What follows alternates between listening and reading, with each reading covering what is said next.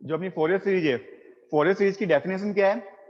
F x equals to a not by two plus summation of n equals to 1 to infinite a n cos N pi x upon c plus b n sine N pi x upon सी।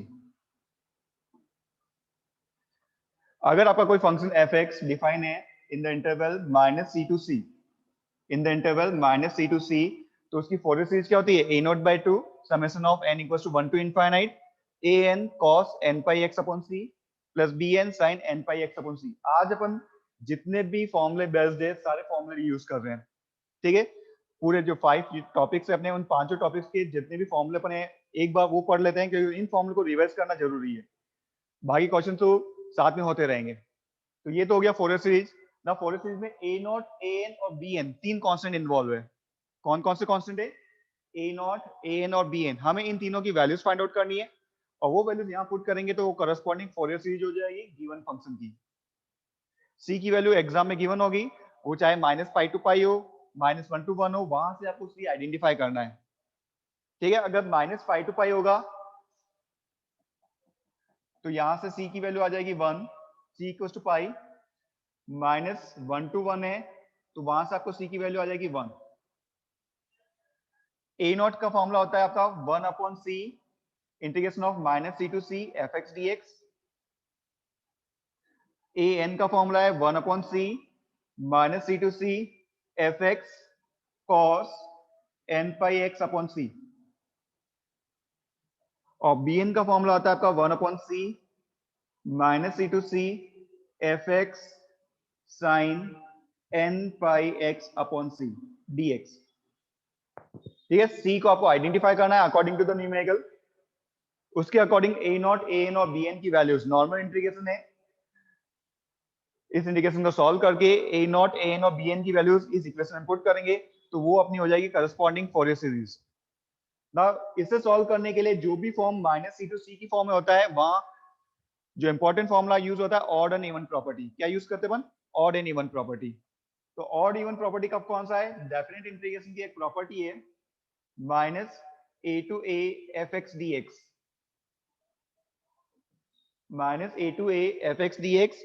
वो आपका होता है 2 times of 0 to a f x D x अगर function even है। Even को identify करने का process क्या है? जो भी आपको फंक्शन दे रखा है उसमें x को माइनस एक्स से रिप्लेस करेंगे और फंक्शन अगर साइन चेंज नहीं करता है then it is called even. जैसे एक्स स्क्वायर है, एक्स स्क्वायर, एक्स को अगर माइनस एक्स से रिप्लेस करेंगे तब भी वैल्यू सेम ही रहेगी, तो एक्स स्क्वायर क्या अपना इवन फंक्शन हो गया। बट अगर x को माइनस एक्स से रिप्लेस करने के बाद फंक्शन साइन चेंज कर दे तो वो अपना कहलाता है ऑड फंक्शन। क्या कहलाएगा अपना? Odd function. और ऑड फंक्शन में जो minus a to a integration होता है वो डायरेक्टली हम क्या लिख सकते हैं? 0। ठीक है, तो एक बार जितने भी फॉर्मूले हैं, क्योंकि आपने यूनिट वाइज तो बहुत बार कर लिया है, इन फॉर्मूलों को एक 4 to 5 पेजेस के अंदर सारे फॉर्मूले कंप्लीट हो जाएंगे। तो उस कॉपी के अंदर आप इन फॉर्मूले को एक बार लिख लो और उसे कंप्लीटली याद कर लो कि हाँ मुझे ये इसका फॉर्मूला ये होता है, वापस देखने की जरूरत नहीं होनी चाहिए। ठीक है, इंटीग्रेशन डिफरेंस आप 12th में करके आए हो तो एक बार फॉर्मूले याद होंगे तो वो भी परफॉर्म हो जाएंगे। तो मेन चीज क्या है? आपको फॉर्मूले याद होने चाहिए, कौन सा फॉर्मूला यूज करना है। ठीक है, तो minus C to c form के लिए ये फॉर्मूला यूज होगा। ठीक है, माइनस सी टू सी के लिए ये फॉर्मूला यूज होगा। और अगर यहाँ 0 to 2c आता है, इंटरवल अगर 0 to 2c आता है तो ज्यादा चेंजेस नहीं आएगा। चेंजेस का आएगा सिर्फ इंटरवल के अंदर, जो इंटीग्रेशन की लिमिट है वो 0 to 2c हो जाएगी। ठीक है, माइनस सी टू सी के लिए आपको ये यूज करना है और 0 to 2c के लिए सिर्फ इंटीग्रेशन, जहां जहां आपका इंटीग्रेशन की लिमिट माइनस सी टू सी है, अगर 0 to 2c के अंदर आपको फॉर्मूला यूज करना है तो जो माइनस सी टू सी है वो किस में चेंज हो जाएगा? 0 to 2c।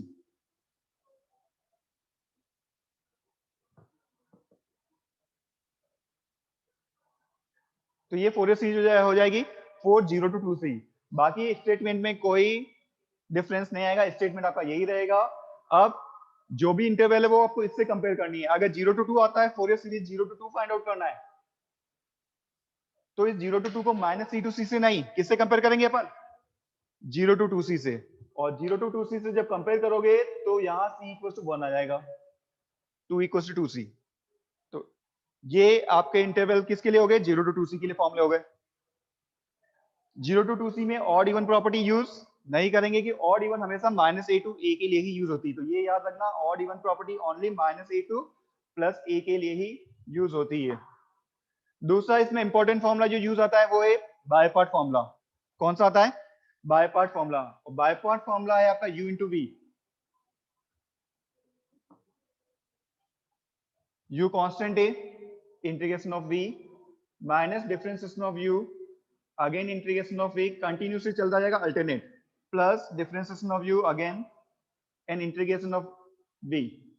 जहां u d आया है वहां डिफरेंशिएशन यूज करना है, और जहां i है वहां इंटीग्रेशन यूज करना है।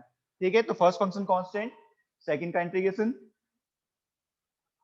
Minus differentiation of first function again integration of second function. ये कब यूज करना है? जब u जो है वो आपका क्या हो? एल्जेब्रिक। एल्जेब्रिक का मतलब होता है x square, x plus one, x cube. इस फॉर्म में अगर u है तो अपन डायरेक्टली बाय पार्ट का ये फॉर्मूला यूज करेंगे। क्लियर? ये सेकंड टाइप जो इसमें आती है वो है हाफ रेंज सीरीज। क्या आएगी? Half range series. ना हाफ रेंज सीरीज का मतलब क्या हो गया? जो कंप्लीट फोरियर सीरीज है उसकी आधी सीरीज ही अपन यूज कर रहे हैं, तो इसलिए उसे बोलते हैं हाफ रेंज सीरीज। अब कंप्लीट फोरियर सीरीज क्या है? साइन और कोसाइन की टर्म में सीरीज है। तो अगर ओनली कोसाइन टर्म ही चाहिए हो हमको, कभी कभी ये होता है कि जब भी अपन कैलकुलेशन कर रहे होते हैं या किसी स्पेशल केस के अंदर हमें सिर्फ साइन सीरीज या कोसाइन सीरीज की ही रिक्वायरमेंट रहती है, तो उस केस में डायरेक्टली फोरियर सीरीज हम यूज नहीं कर सकते, क्योंकि फोरियर सीरीज का मतलब उसमें कोसाइन और साइन दोनों ही टर्म्स आएगी। तो वहां हमें क्या यूज करना है? Half range series. क्या यूज करना है? Half range series. और हाफ रेंज सीरीज के लिए सीधा सा ऑड इवन वाला कॉन्सेप्ट यूज आएगा। ठीक है, कौन सा कॉन्सेप्ट यूज आएगा? Odd even. क्योंकि अगर फंक्शन ऑड होता है, जब फर्स्ट अपन ने ऑड ले लिया, एफ एक्स इज ऑड, अगर फंक्शन ऑड है तो उस केस में ए नॉट माइनस सी टू सी के लिए जीरो हो जाएगा, ए एन भी माइनस सी टू सी के लिए जीरो हो जाएगा, क्योंकि एफ एक्स क्या ऑड, कॉस क्या इवन। ऑड को माइनस की तरह ट्रीट करते हैं और इवन को प्लस की तरह, तो माइनस प्लस माइनस, तो ये कंप्लीट फंक्शन क्या हो गया? ऑड। और ऑड का माइनस सी टू सी के लिए इंटीग्रेशन क्या हो जाएगा? जीरो। तो उस केस में अगर फंक्शन आपका ऑड है तो ए नॉट और ए एन जीरो होता है, तो फोरियर सीरीज में क्या बच जाएगा? ओनली बी एन बच जाएगा। उस केस में आपकी फोरियर सीरीज होगी f x equal to summation of n equal to 1 to infinite b n sine N pi x upon c. ये आपकी फोरियर सीरीज हो जाएगी। और सेकंड केस, अगर आपको डायरेक्टली पता है कि एफ एक्स जो है वो इवन फंक्शन है ना, इवन है तो ए नॉट निकलेगा, क्योंकि माइनस सी टू सी के इंटीग्रेशन में इवन फंक्शन का इंटीग्रेशन होता है। एफ एक्स इवन है, कॉस इवन है, प्लस प्लस प्लस ही रहता है, तो इसका भी इंटीग्रेशन हम कंप्लीट करेंगे। B n, f x even है और साइन जो होता है वो क्या होता है? ऑड। ऑड इंटू इवन क्या हो गया? ऑड। ऑड का इंटीग्रेशन जीरो हो जाएगा, तो इवन फंक्शन के केस में आपका बी एन जीरो आता है। क्या जीरो आता है? बी एन जीरो आता है। तो एफ एक्स जो है वो आपका हो जाएगा a not by two plus summation of n equal to 1 to infinite a n sine sorry a n cos N pi x upon c. तो यहां से पता चल रहा है ना कि जब फंक्शन ऑड है तो उसके अंदर सिर्फ साइन की टर्म इंक्लूड हो रही है, और जब फंक्शन इवन है, हमारे पास जब फंक्शन इवन है तो उसके अंदर कौन सी टर्म इंक्लूड हो रही है? कॉस की। तो जब भी हाफ रेंज सीरीज आएगी तो हाफ रेंज सीरीज में क्या होगा? आपको इंटरवल हाफ दे रखी होगी, क्योंकि हाफ रेंज सीरीज का मतलब हो गया हाफ इंटरवल। तो आपको इंटरवल 0 टू सी की फॉर्म में दे रखी होगी। अगर आपको साइन सीरीज पूछी जाती है तो फंक्शन को किसकी तरह यूज करना है? ऑड फंक्शन की तरह। ठीक है, अगर साइन सीरीज पूछी जाएगी, साइन सीरीज अगर पूछी जाती है तो हमें फंक्शन को किसकी तरह ट्रीट करना है? ऑड फंक्शन की तरह। और जो रेंज है 0 टू सी, वो कंप्लीट रेंज क्या हो जाएगी? माइनस सी टू सी, क्योंकि ऑड इवन प्रॉपर्टी हमेशा माइनस सी टू सी की फॉर्म में ही लगती है। तो साइन सीरीज जब भी आपको फाइंड आउट करनी है तो फंक्शन को हमें ऑड की तरह ट्रीट करना पड़ेगा और जो हाफ रेंज है उसे फुल रेंज में कन्वर्ट कर देना है माइनस सी टू सी के लिए। इसी तरह जब कोसाइन सीरीज अगर पूछी जाती है तो हमें फंक्शन को किसकी तरह ट्रीट करना है, इवन फंक्शन की तरह ट्रीट करना है। किसकी तरह ट्रीट करना है, इवन फंक्शन की तरह। और इवन फंक्शन की तरह ट्रीट करके जो रेंज हाफ थी उसको फुल रेंज करना है माइनस सी टू सी। तो ये हो गए फोरियर सीरीज के कंप्लीट फॉर्मूले। इससे बाहर फोरियर सीरीज नहीं आती है। ठीक है, normal Fourier series minus C to c की फॉर्म में आपकी ये रहेगी, 0 टू 2c है तो 0 टू 2c के अंदर सिर्फ इंटीग्रेशन की लिमिट चेंज होगी, वो 0 टू 2c हो जाएगी। देन हाफ रेंज सीरीज आती है, तो हाफ रेंज सीरीज का मतलब होता है हाफ रेंज, या तो आपको कोसाइन सीरीज पूछी जाएगी या फिर साइन सीरीज। अगर कोसाइन सीरीज पूछी जाती है तो फंक्शन को इवन की तरह ट्रीट करना है, और अगर साइन सीरीज पूछी जाती है तो फंक्शन को ऑड की तरह ट्रीट करना है, क्योंकि ऑड के अंदर a नॉट और an जीरो हो जाएंगे और इवन के अंदर bn वाला पार्ट जीरो हो जाएगा। तो ये तो हो गए फोरियर सीरीज के अपने कंप्लीट फॉर्मूले। अब यहाँ कोई प्रॉब्लम किसी को, ये फोरियर सीरीज के बाद जो अपना सेकंड पार्ट है वो कौन सा है, gamma and beta function. Gamma and beta function.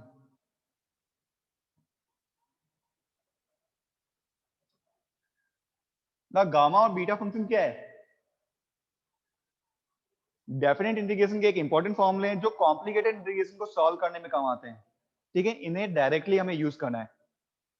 ठीक है, डायरेक्टली यूज करना है। गामा फंक्शन जो डिफाइन करते हैं वो होता है gamma n, 0 to infinite e raise पर माइनस x इज पर n minus one dx, this is gamma function. और इसे हम बोलते हैं Euler's first kind of integral, Euler's second kind of integral.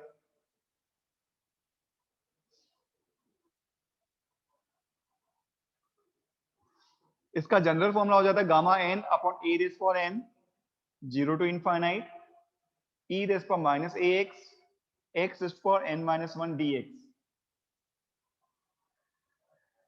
जो डेफिनेशन वाला पार्ट है, अगर आपको डेफिनेशन पूछी जाएगी तो यही फॉर्मूला आपको लिखना है गामा फंक्शन की डेफिनेशन। ये जो साइन है that is called gamma, square root नहीं है ये। Now gamma n equals to 0 to infinite e raise पर माइनस x इज पर n माइनस वन dx। यहां अगर x को आप ay से रिप्लेस करोगे तो आपकी जनरल फॉर्म आ जाएगी।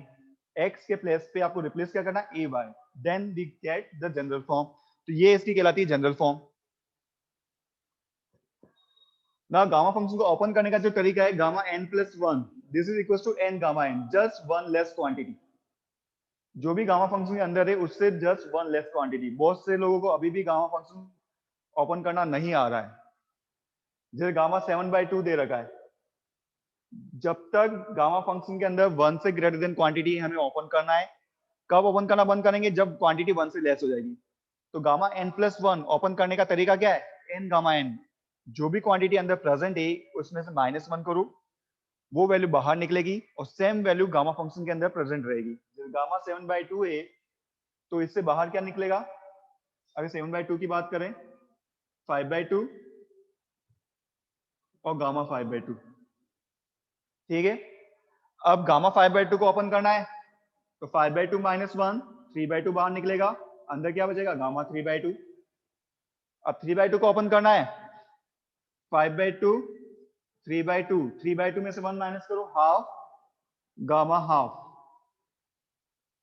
अब हाफ जो है वो वन से लेस है तो यहीं तक आपको गामा फंक्शन ओपन करना है, इससे ज्यादा ओपन नहीं होगा क्योंकि गामा फंक्शन नेगेटिव में डिफाइन नहीं है।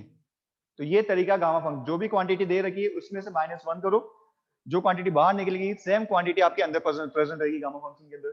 तो ये तो हो गई गामा फंक्शन को ओपन करने का तरीका।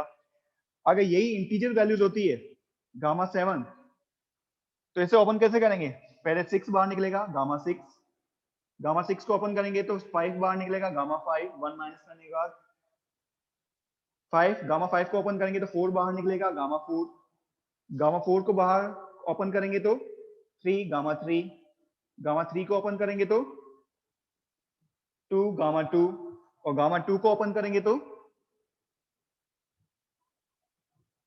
1 गामा 1। और गामा 1 की वैल्यू क्या होती है, गामा 1 की वैल्यू 1 होती है।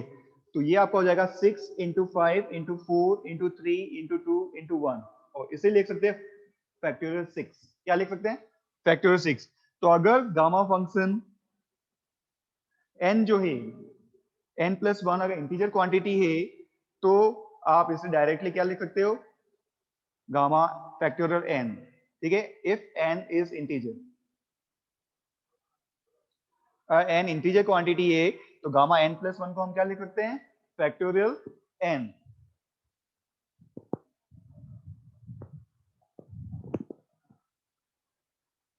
नेक्स्ट इसमें जो इंपॉर्टेंट फॉर्मूला यूज होता है, एक आता है गामा हाफ की वैल्यू।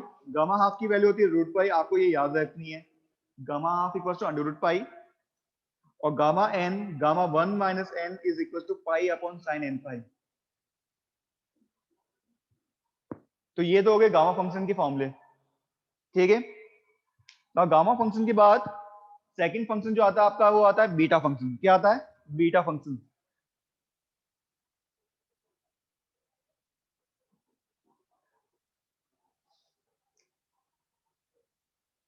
ना बीटा फंक्शन को अपन रिप्रेजेंट करते हैं बीटा mn से।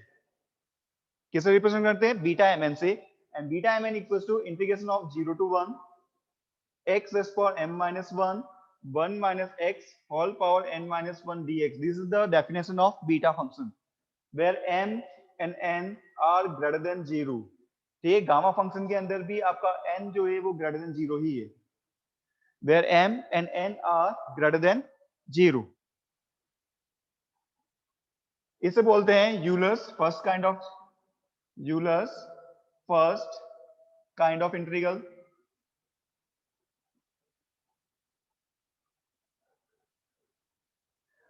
ना बीटा फंक्शन के अंदर जब x को y अपॉन 1 प्लस वाई से रिप्लेस करते हैं तो आपका बीटा फंक्शन का सेकंड फॉर्मूला आ जाता है beta mn equals to integration of 0 to infinite x raised power m minus 1 1 plus x whole power m plus n dx। ये फॉर्मूला कब आएगा?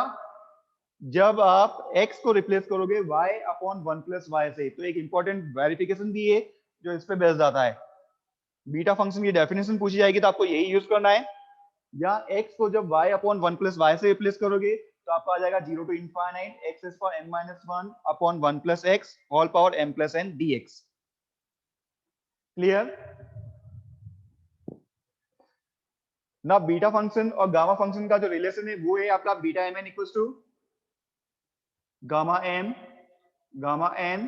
Upon gamma m plus n। This is the most important formula, क्योंकि जो भी integration beta function solve होगा उसको last में gamma function से सॉल्व करना, सिंप्लीफाई करना पड़ेगा। बीटा फंक्शन की प्रॉपर्टी है अगर m और n को आपस में इंटरचेंज भी कर दे तो बीटा फंक्शन की वैल्यू अनचेंज रहती है।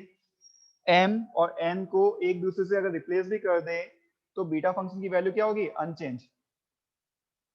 ये बीटा फंक्शन की इंपॉर्टेंट प्रॉपर्टी है। नेक्स्ट जो इंपॉर्टेंट फॉर्मूला आता है बीटा फंक्शन का, वो 0 to π/2 फॉर्म में sine m theta cos n theta d theta, and this is equals to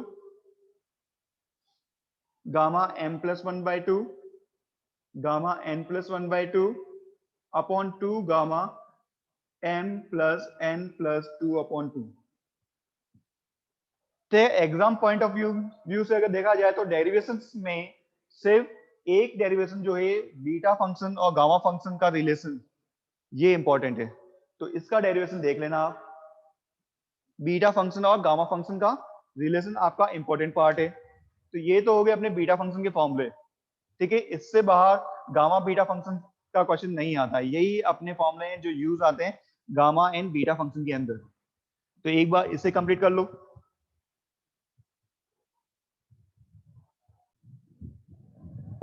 now syllabus के अंदर देखा जाए तो फिर गामा बीटा के पास जो नेक्स्ट टॉपिक आता है वो आता है पार्शियल डिफरेंसेस।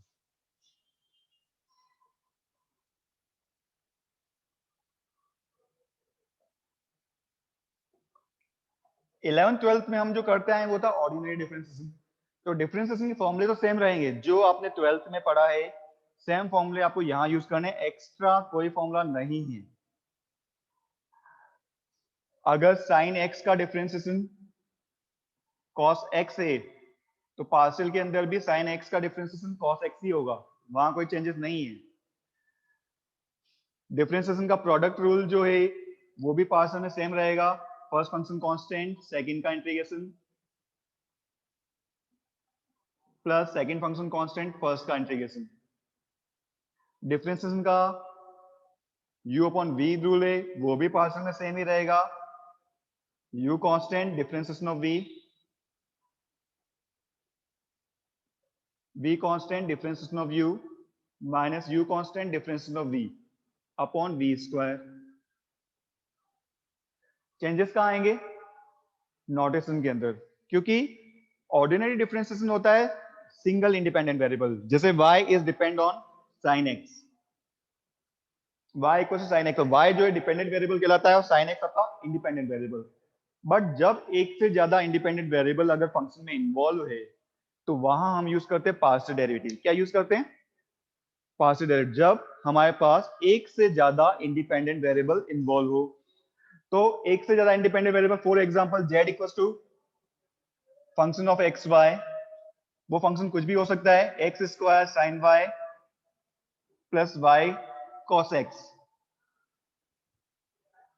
तो ये अगर अपना फंक्शन है तो z यहां अपना डिपेंडेंट वेरिएबल है, z अपना डिपेंडेंट वेरिएबल है और एक्स वाई इंडिपेंडेंट वेरिएबल है। और जब एक से ज्यादा इंडिपेंडेंट वेरिएबल आएंगे तो वहां हम जो डेरिवेटिव यूज करते हैं वो कहलाती है पार्शियल डेरिवेटिव। क्या कहलाती है? Partial derivative.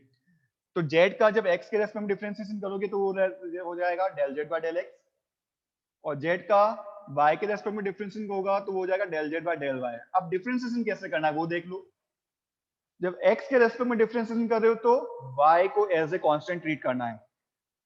तो जब x के रेस्पेक्ट में डिफरेंशिएशन कर रहे हैं तो y कांस्टेंट हो गया, तो sin y तो कांस्टेंट हो गया। एक्स स्क्वायर का differentiation 2x plus y constant, cos x का डिफरेंशिएशन माइनस का sin x। तो ये डिफरेंशिएशन हो गया z का x के रेस्पेक्ट में, और जब x के रेस्पेक्ट में डिफरेंशिएशन कर रहे हैं तो y को कांस्टेंट मान रहे हैं। ऐसे z का y के रेस्पेक्ट में कर रहे हैं तो क्या कांस्टेंट हो जाएगा? x कांस्टेंट हो जाएगा, x square constant, sin y का differentiation cos y plus y का डिफरेंशिएशन 1 cos x कांस्टेंट। तो ये आपका हो जाएगा del z by del y। तो डिफरेंशिएशन का तो वो सेम रूल यूज कर रहे हैं जो अपन पढ़ के आए हैं 12th में, सिर्फ जो नोटेशन है वो चेंज हो जाएगा। जब एक से ज्यादा इंडिपेंडेंट वेरिएबल हमारे पास होते हैं फंक्शन के अंदर तो हम डेल यूज करते हैं डिफरेंशिएशन के लिए। ये कहलाती है पार्शियल डेरिवेटिव। ये दोनों क्या अपनी फर्स्ट ऑर्डर डेरिवेटिव है, फर्स्ट ऑर्डर पार्शियल डेरिवेटिव। इन्हीं का अगर वापस से सेकंड टाइम डिफरेंशिएशन करते हैं तो सेकंड ऑर्डर पार्शियल डेरिवेटिव बनती है। तो जब del z by del x का मैं x के रेस्पेक्ट में डिफरेंशिएशन करूंगा तो वो कहलाएगी del two z upon del x square. Del z by del y का जब हम y के रेस्पेक्ट में डिफरेंशिएशन करेंगे तो वो कहलाएगा आपका del two z upon del y square. और del z by del x का जब y के रेस्पेक्ट में करेंगे तो वो कहलाती है del two z upon del y del x. और del z by del y का जब x के रेस्पेक्ट में करेंगे तो वो कहलाती है del two z upon del x del y. अब यहां जो ये दोनों डेरिवेटिव्स है वो सेम है, क्योंकि पार्शियल डिफरेंशिएशन कम्यूटेटिव होता है। किसी भी ऑर्डर में आप डिफरेंशिएशन करो वैल्यू सेम रहेगी। ठीक है, पार्शियल डिफरेंशिएशन अपना क्या होता है? कम्यूटेटिव। तो किसी भी ऑर्डर में डिफरेंशिएशन करो, चाहे पहले x देन y करो या पहले y देन x करो, दोनों वैल्यूज आपकी सेम रहेगी। Del two z upon del x del y is equal to del two z upon del y del x. The both derivatives are equal. तो ये तो होगी पार्शियल डेरिवेटिव। कोई भी न्यूमेरिकल आएगा इसी तरह से आपको डिफरेंशिएट करना है इसके अंदर। क्लियर ना? इसमें एक टॉपिक यूज जो किया था अपने, Euler's theorem. Euler's theorem for homogeneous function. Euler's theorem for homogeneous function.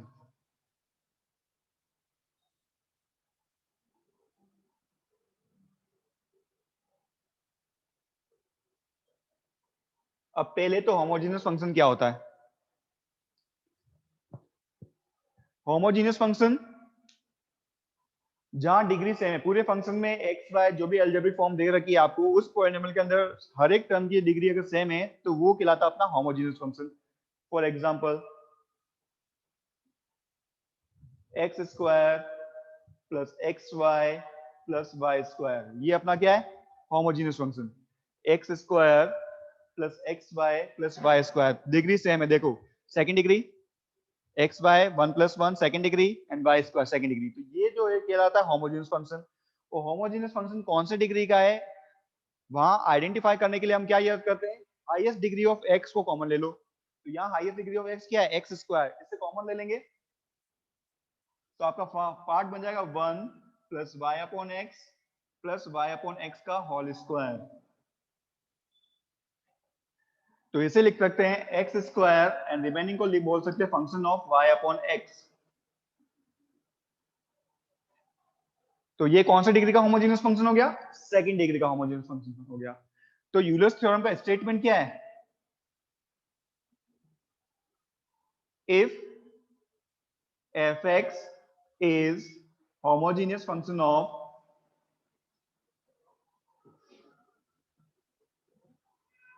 nth degree, then x del f by del x plus y del f by del y equals to nf। n जो है वो उसकी degree को denote कर रही है, और nth degree homogeneous function को हम डिनोट करेंगे x for n function of y upon x। तो ये है अपना यूलर्स थ्योरम का स्टेटमेंट। ठीक है, तो आपकी पार्शियल डिफरेंशिएशन हो गया और ये आपका हो गया यूलर्स थ्योरम का स्टेटमेंट, और इसको यूज करके हमें न्यूमेरिकल सॉल्व करने हैं।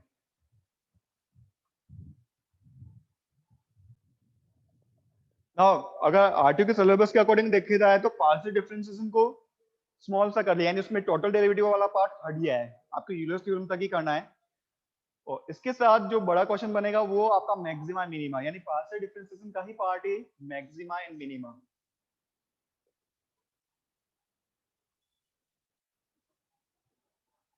ठीक है, पार्शियल डिफरेंशिएशन का ही पार्ट है अपना मैक्सिमा एंड मिनिमा। और मैक्सिमा मिनिमा के यहाँ दो मेथड है। Number 1 for function of two variable,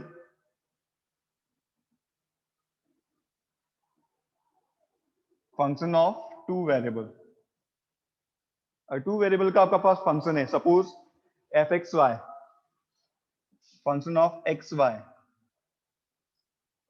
तो जिस तरह से आप 12th में मैक्सिमा मिनिमा करते आए हो, सेम प्रोसेस मैक्सिमा मिनिमा जब कैलकुलस से अपन करते हैं, यानी डिफरेंशिएशन मोड में जब भी करते हैं, तो फर्स्ट स्टेप तो सेम ही रहती है। आपको फर्स्ट ऑर्डर डेरिवेटिव निकालनी है, उसको इक्वल टू 0 पुट करना है, और वो वहां से आपको एक्सट्रीम पॉइंट मिलेगा। एक्सट्रीम पॉइंट क्या होता है, जो मैक्सिमा या मिनिमा हो सकता है।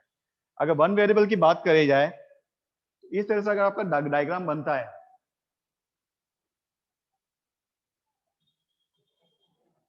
इस कर्व में जो ये पिक वाले पॉइंट है वो तो कहलाते हैं मैक्सिमम। ठीक है, क्या कहलाते हैं ये, मैक्सिमम। और ये बॉटम वाला जो पॉइंट है वो कहलाता है आपका मिनिमम।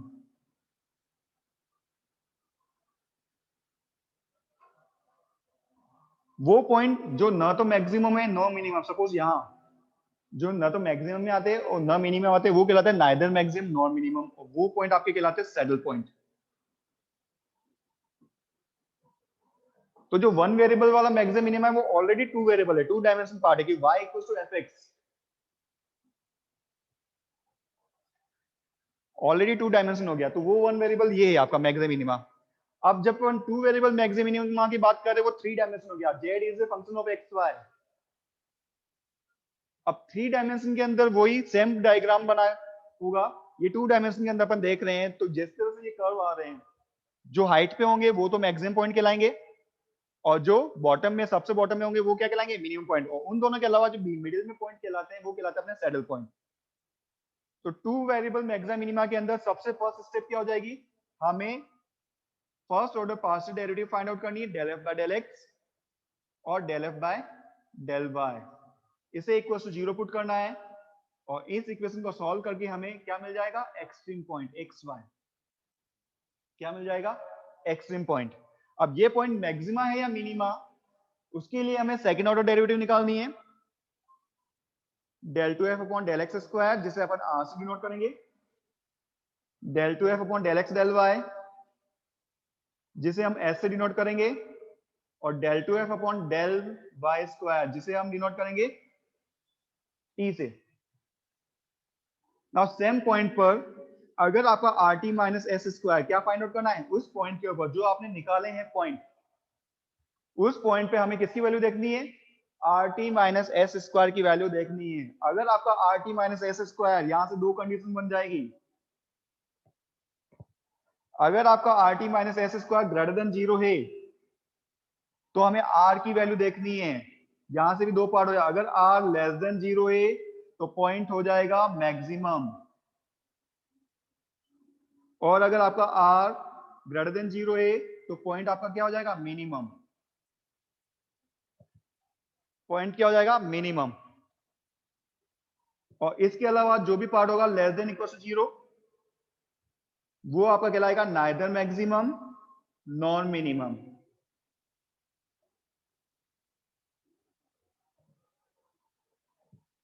क्लियर, जिसे हम बोलते हैं सैडल पॉइंट। तो ये अपना फर्स्ट मेथड है, maximum minimum for two variable. आपको फंक्शन दे रखा होगा टू वेरिएबल का, दोनों वेरिएबल के रेस्पेक्ट में आपको पार्शियल डिफरेंशिएशन करना है, पार्शियल डेरिवेटिव फर्स्ट ऑर्डर, उसको इक्वल टू 0 पुट करके आपको एक्सट्रीम पॉइंट फाइंड आउट करना पड़ेगा। इस एक्सट्रीम पॉइंट पर ये मैक्सिमा है या मिनिमा, ये फाइंड आउट करने के लिए हमें सेकंड ऑर्डर डेरिवेटिव निकालनी है, R S T. R S T की वैल्यू इस पॉइंट पर चेक करनी है, वो पॉइंट इसमें पुट करेंगे अपन। अगर R T minus S square greater than 0 है तो हम आर की वैल्यू पे डिपेंड करेंगे, आर नेगेटिव है तो मैक्सिमम, और आर पॉजिटिव है तो मिनिमम। बट अगर R T minus S square अपना लेस देन इक्वल टू 0 आ रहा है तो अपना हो जाएगा point neither maximum non minimum, जिसे हम बोलते हैं सैडल पॉइंट। क्या बोलते हैं, सैडल पॉइंट।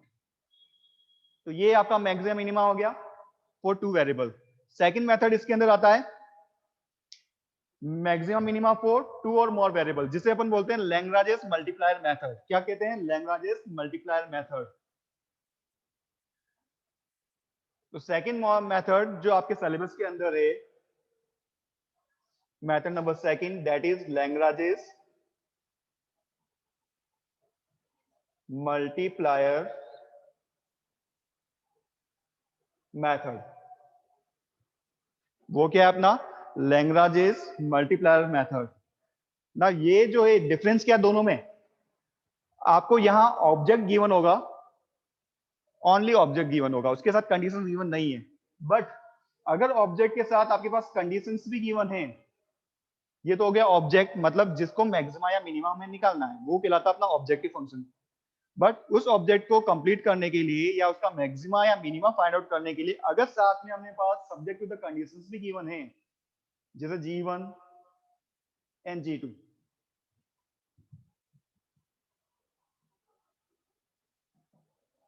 तो वो जो मेथड है अपन किससे सॉल्व कर सकते हैं, लैग्रांजेस मल्टीप्लाई मेथड। तो लैग्रांजेस मल्टीप्लाई मेथड की रिक्वायरमेंट क्या है, ऑब्जेक्ट के साथ कंडीशंस भी चाहिए।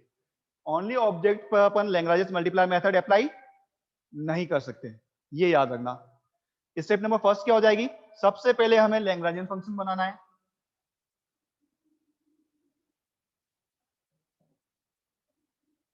जिसे अपन एल एक्स लैम्डा से डिनोट करेंगे। ऑब्जेक्ट पे, ऑब्जेक्ट के साथ जो सब्जेक्ट कंडीशन है वो अपन को ऐड करनी है बाय यूजिंग लैग्रांजेस मल्टीप्लायर्स। तो एफ अपना ऑब्जेक्ट हो गया lambda 1 G1 plus lambda 2 G2। ये लैम्डा 1 और लैम्डा 2 जो है वो कहलाते हैं लैग्रांजेस मल्टीप्लायर। तो इन लैग्रांजेस मल्टीप्लायर की हेल्प से हमने G1 G2 को ऑब्जेक्ट के साथ ऐड कर दिया, वो कहलाता है अपना लैग्रांजियन फंक्शन। अब ये कितने वेरिएबल का फंक्शन हो गया, 5 वेरिएबल हो गया। 3 तो मेन वेरिएबल है, जो एग्जांपल मैंने लिया है 3 वेरिएबल्स का लिया है। 3 तो अपने मेन वेरिएबल हो गए एक्स वाई जेड, और 2 लैग्रांजियन मल्टीप्लायर। तो इन पांचों वेरिएबल के रेस्पेक्ट में आपको डिफरेंशिएशन करना है, del l by del x, del l by del y, del l by del z, del l by del lambda 1 and del l by del lambda 2। और उन सभी को किसके इक्वल करना है, 0 के इक्वल करना है। तो टोटल 5 इक्वेशन हो गई। इन पांचों इक्वेशन को सॉल्व करके यहाँ 5 वेरिएबल्स हो गए, एक्स वाई जेड लैम्डा 1 और लैम्डा 2। इन पांचों वेरिएबल्स का वैल्यू हमें फाइंड आउट करना है और इन पांचों इक्वेशन को सॉल्व करके आपको एक्स वाई जेड की वैल्यूज मिल जाएगी और वही अपना ऑप्टिमल सॉल्यूशन है। जो फर्स्ट बीटेक फर्स्ट ईयर के अंदर जितना है आपको सिर्फ पॉइंट निकालना है, चेक नहीं करना है कि पॉइंट मैक्सिमा है या मिनिमा। हमें सिर्फ इन पांचों इक्वेशन को सॉल्व करके एक्स वाई और जेड की वैल्यू ही फाइंड आउट करनी है। किसकी वैल्यू, एक्स वाई और जेड की वैल्यू। तो बेटर मेथड कौन सा है, कुछ न्यूमेरिकल ऐसे हैं जो दोनों ही मेथड से सॉल्व हो सकते हैं, 3 वेरिएबल्स को 2 वेरिएबल में कन्वर्ट करके। तो बेटर कौन सा रहेगा, लैग्रेंज मल्टीप्लायर मेथड। कौन सा मेथड मैक्सिमम बेटर रहेगा, क्योंकि यहां हमें सिर्फ सिंगल फर्स्ट ऑर्डर डेरिवेटिव निकालनी है और उसको सॉल्व करके पॉइंट निकालना है। वहां हमें फर्स्ट ऑर्डर डेरिवेटिव भी निकालनी है और फिर उसकी सेकंड ऑर्डर डेरिवेटिव को निकाल के चेक करना भी है कि वो मैक्सिमा है या मिनिमा। तो ऐसा कोई न्यूमेरिकल हो जो दोनों से सॉल्व हो सकता हो, तो कौन सा मेथड अपन यूज करेंगे, लैग्रेंज मल्टीप्लायर मेथड। तो इसमें याद रखना, जब जो न्यूमेरिकल दोनों ही मेथड से आप सॉल्व कर सकते हो तो बेटर मेथड कौन सा होगा, लैग्रेंज मल्टीप्लायर मेथड। क्लियर। तो ये अपना टॉपिक हो गया पार्शियल डिफरेंशिएशन के साथ लैग्रेंज मल्टीप्लायर मेथड। ना इन दोनों मेथड के अंदर कोई प्रॉब्लम, ठीक। तो पार्शियल डिफरेंशिएशन के बाद आपको कौन सा टॉपिक करना है, टेलर सीरीज। सबसे इजी न्यूमेरिकल इसी का आएगा, ठीक। 2017 से ऐड हुआ था, 17 में तो आपका 2 वेरिएबल आया था जब सिलेबस आपका चेंज हुआ था, और 2018 में वापस से स्कीम और सिलेबस चेंज हुआ। उसके बाद दोनों साल से जो आपके आ रहे हैं 2018 एंड 2019 1 वेरिएबल का न्यूमेरिकल आपके कोर्स में आया है। और अभी बीटीयू का जो पेपर हुआ था वहां पर भी आपका यही न्यूमेरिकल आया है, 1 वेरिएबल।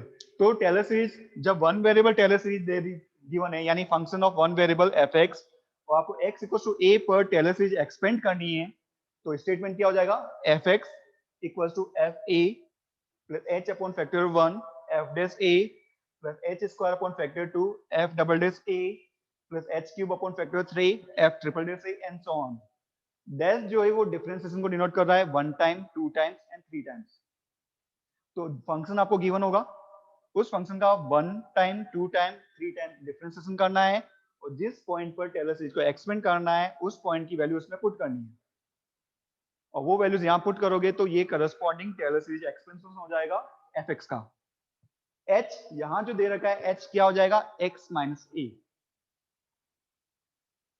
ये बहुत सी बार अगर गिवन होता है कि expand the corresponding function by Taylor series in the power of x minus pi by 2 suppose, तो वहां a नहीं दे रखा है तो a यहां से आइडेंटिफाई करोगे, क्योंकि h क्या होता है x माइनस ए, h क्या होता है x माइनस ए, तो a की वैल्यू यहां क्या हो जाएगी पाई बाई 2। तो आपको a equal to pi by 2 पे टेलर सीरीज ओपन करनी है,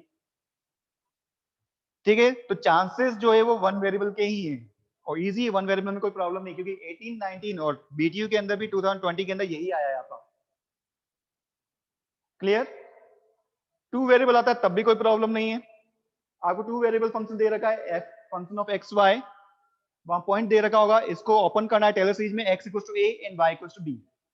तो f x y equal to क्या हो जाएगा, f a b plus h del f by del x plus k del f by del y plus 1 upon factor 2 h square del 2 f upon del x square plus 2 h k del 2 f upon del x del y plus k square del 2 f by del y square. h denote करेगा यहाँ पे x minus ए और k जो है वो हो जाएगा y minus B.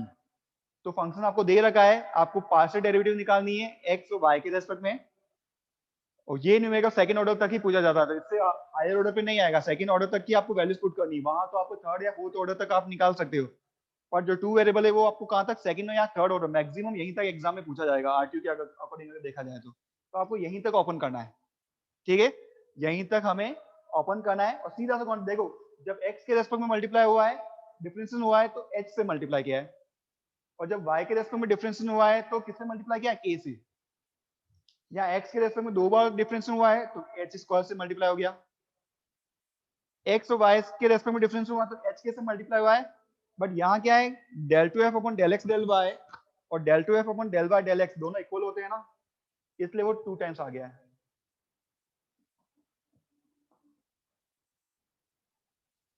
यहाँ y के रेस्पेक्ट में डिफरेंस किया है तो k स्क्वायर 2 बार किया है, और इन सारी डेरिवेटिव्स में a और b की वैल्यूज पुट करनी है, क्योंकि यहाँ मैंने लिखा नहीं है, जो भी वैल्यू आप पुट कर रहे हैं, ओपन कर रहे हो सीरीज को, तो वहां जिस पॉइंट पर आपको एक्सपेंड करना है उन पॉइंट्स की वैल्यू उसमें पुट करनी है। तो सारी डेरिवेटिव्स में x इक्वल टू a और y इक्वल टू b आपको पुट करना है। तो ये हो गया टेलर सीरीज, और सबसे इजी न्यूमेरिकल अगर आरटी में देखा जाए तो टेलर सीरीज का ही आता है। ठीक है, सबसे इजी न्यूमेरिकल किसका आएगा, टेलर सीरीज। तो ये पार्ट तो आपका हो गया टेलर सीरीज वाला। ठीक है, दोनों स्टेटमेंट में कोई प्रॉब्लम किसी को? टेलर सीरीज के बाद आपको वेक्टर कैलकुलस का डिफरेंशिएशन वाला पार्ट कंप्लीट करना है, और सबसे लास्ट में इंटीग्रेशन वाला पार्ट कंप्लीट करना। ठीक है, जो डबल ट्रिपल इंटीग्रेशन है और तीनों थ्योरम से ग्रीन गाउस स्टोक्स, वो सबसे लास्ट में करना है। तो टेलर थ्योरम कंप्लीट होने के बाद आपको कौन सा पार्ट कंप्लीट करना है, वेक्टर कैलकुलस। और वेक्टर कैलकुलस सीधा सा एक सिंगल ऑपरेटर पे डिपेंड कर रहा है, वो है डेल। और डेल को हम बोलते हैं i del by del x plus j del by del y plus k del by del z. I j और के जो है वो एक्स वाई और जेड डायरेक्शन के यूनिट वेक्टर है।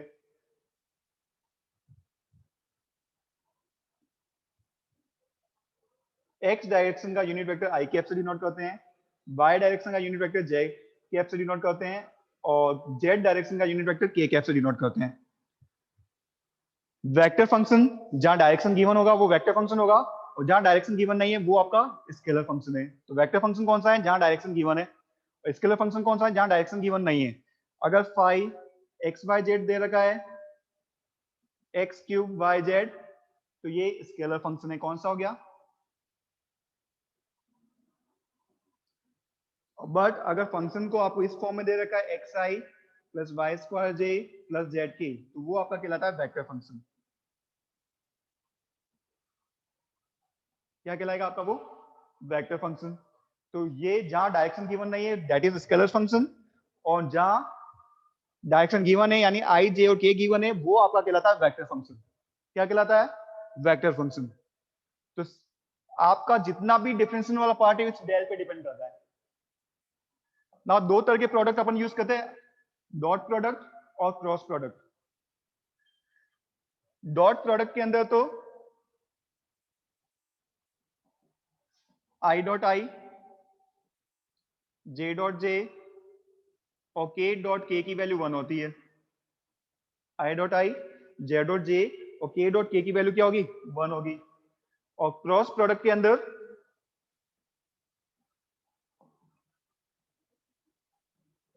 ना, हम जो यूज कर रहे हैं क्रॉस प्रोडक्ट के अंदर, सपोज वेक्टर ए दे रखा है a1i plus a2j plus a3k। अगर इस तरह से आपको वेक्टर दे रखा है, तो वेक्टर बी दे रखा है b1i plus b2j plus b3k, तो a क्रॉस b की जो वैल्यू होगी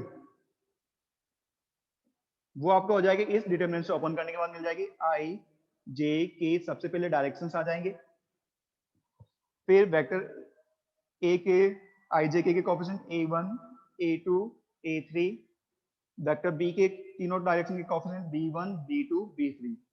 इसे आपको ओपन करना है।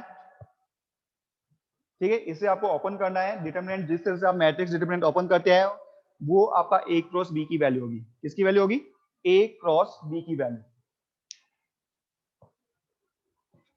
तो ये दोनों प्रोडक्ट यहां यूज आएंगे, dot and cross product. Now del का सबसे पहला आता है इसमें, डेल का स्केलर फंक्शन के साथ प्रोडक्ट, जिसे अपन बोलते हैं ग्रेडियंट।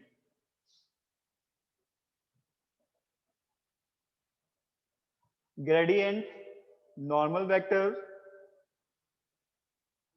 एक ही बात है। तो डेल का स्केलर फंक्शन के साथ जो प्रोडक्ट है वो क्या कहलाता है अपना, ग्रेडियंट ऑफ फाई, जिसे हम नॉर्मल वेक्टर भी बोलते हैं, normal vector to the surface. इसी के अंदर डायरेक्शन डेरिवेटिव भी आती है, डायरेक्शनल डेरिवेटिव।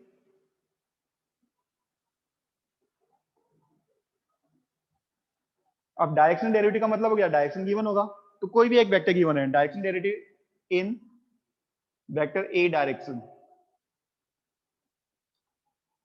तब भी आपको ग्रेडियंट तो निकालना ही है सरफेस का, जो भी सरफेस फाई दे रखी है डेल फाई, और जिस डायरेक्शन में आपको डायरेक्शन डेरिवेटिव फाइंड आउट करना है उस डायरेक्शन के यूनिट वेक्टर से मल्टीप्लाई करना है। तो किस डायरेक्शन में निकालना है, वेक्टर ए, तो इसके यूनिट वेक्टर से मल्टीप्लाई कर देंगे। और वेक्टर ए का यूनिट वेक्टर क्या होगा, vector A upon its magnitude. तो ये तो हो गया first part gradient. Second part आता है डाइवर्जेंस। नाउ डाइवर्जेंस जो है वो डेल का, नॉर्मली अपन लिखते हैं डाइवर्जेंस ऑफ फाई, डेल का किसी भी वेक्टर फंक्शन के साथ जो प्रोडक्ट है वो आपका कहलाता है divergence, dot product, divergence of vector F. तो उसे लिखेंगे डेल डॉट वेक्टर एफ। क्या लिखेंगे, डेल डॉट वेक्टर एफ। तो वहां हमारा डॉट प्रोडक्ट यूज आएगा, I dot I, J dot J, के डॉट के वन होता है, उसके अलावा सारे प्रोडक्ट जीरो हो जाएंगे। तो डेल डॉट एफ वेक्टर के साथ जो डॉट प्रोडक्ट है वो कहलाता है आपका डाइवर्जेंस ऑफ एफ। अगर डाइवर्जेंस ऑफ एफ जीरो है तो हमारा वेक्टर एफ क्या कहलाता है, वेक्टर एफ इज इरोटेशनल।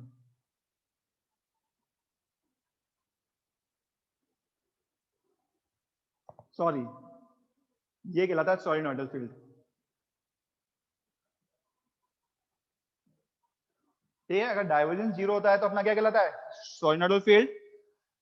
तीसरा इसमें आता है कर्ल। ना कर्ल भी वेक्टर के साथ ही प्रोडक्ट को बोलते हैं, पर वो क्रॉस प्रोडक्ट है, किसे, del cross f, del cross f. ठीक है, क्रॉस प्रोडक्ट को ओपन करने के लिए ये प्रोसीजर यूज करना है आपको। अगर कर्ल ऑफ एफ जीरो आता है तो आपका vector F E rotational vector कहलाता है, ई रोटेशनल।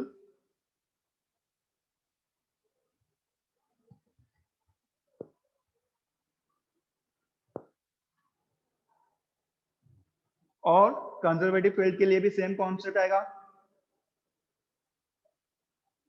अगर आपका वेक्टर एफ का कर्ल ऑफ एफ जीरो आ रहा है तो वो आपका वेक्टर फील्ड क्या कहलाता है, इरोटेशनल वेक्टर फील्ड या कंजर्वेटिव वेक्टर फील्ड। उस केस में यहां आपको स्केलर पोटेंशियल निकाल सकते हो, और स्केलर पोटेंशियल का रिलेशन होता है vector f equals to del phi. Phi जो है वो कहलाती है अपनी scalar potential, vector f equals to del phi. तो ये डिफरेंशिएशन वाला पार्ट है आपके सिलेबस में वेक्टर कैलकुलस का, ये कंप्लीट कर लो, फिर इंटीग्रेशन वाला पार्ट स्टार्ट करना। तो आज की क्लास में जो टॉपिक्स अपन किए हैं इसके अकॉर्डिंग आपको तैयारी करनी है, कम से कम ये टॉपिक तो कंप्लीट हो ही जाने चाहिए। उसके बाद अपन नेक्स्ट क्लास के अंदर डबल ट्रिपल इंटीग्रेशन और वेक्टर इंटीग्रेशन के फॉर्मूले कंप्लीट करेंगे। ठीक है, तो आज की क्लास यहीं मैं कंप्लीट कर रहा हूँ, और किसी को भी डाउट हो तो पूछ सकता है। ठीक है, थैंक यू।